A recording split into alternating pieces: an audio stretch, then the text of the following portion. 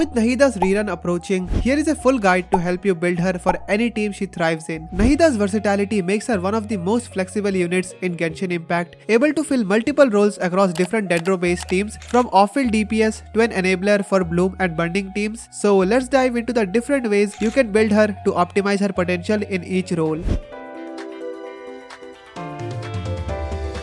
The artifacts that you choose for Nahida varies based on her team composition. In most Quick and Bloom teams, you will want her on the Deepwood Memory set to reduce opponents' resistance to Dendro, amplifying both her damage and that of the Bloom reactions. If she is supporting a team without Bloom but focused solely on Quicken, especially with another Dendro carry, Deepwood remains top tier. However, if another character is already using the Deepwood Memory set, consider other options like the Gilded Dreams or even Flower of Paradise Lost in Bloom teams. But if you are using her in a Quicken team without many Dendro carries, like teams with multiple Electro characters, her options open up. You can choose Tenacity of the Millelith for steady attack buffs or the Instructors for a team-wide Elemental Mastery boost. With this, you will be maximizing her contribution to teammates rather than focusing on her own damage.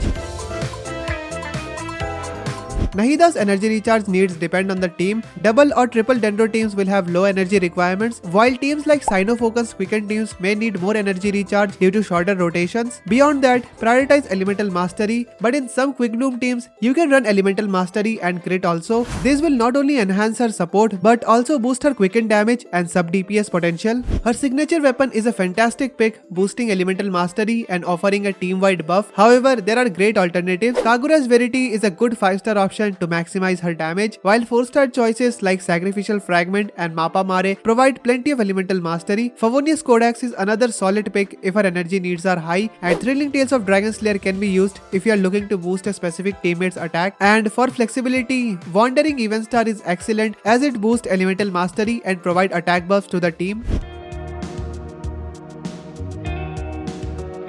Nahida shines in many teams with builds adapted for each Quicken and Quick Bloom teams. In these teams, Nahida plays as an off-field sub-DPS or enabler, maximizing AoE Dendro application with high Elemental Mastery and Deepwood Memories to increase your carry's damage. These teams typically pair her with another Dendro or Electro carry, benefiting from the Quicken and her Elemental Mastery buffs. Bloom teams. In pure Bloom teams, Nahida becomes the main enabler. Her Elemental skill continuously applies Dendro, enabling high Bloom reaction damage. She is backed up by Hydro supports, and the final team slot can be go to either a Dendro character. In this scenario, her Elemental Mastery is prioritized for optimal Bloom damage, or an Electro or Pyro character to turn the team into a Hyper Bloom or a Virgin team where that particular character will be the trigger. Burning teams. Though a niche pick, Nahida can support Pyro heavy teams by applying Dendro to maintain the burning effects. This makes Cryo characters like Riotslee and Ganyu do more consistent damage with melt setups, and also Kinich to maximize his Night Soul points. In these teams, you have to focus on her energy recharge and Elemental Mastery.